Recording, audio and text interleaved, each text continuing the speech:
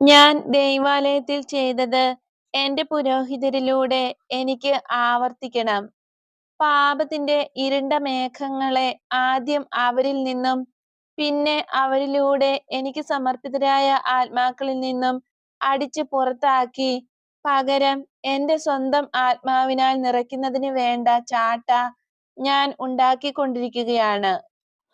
കുറെ കഴിഞ്ഞ് എന്റെ കുമ്പസാരക്കാരന് വേണ്ടി ഈശോ ഇത് പറഞ്ഞെഴുതിച്ചു.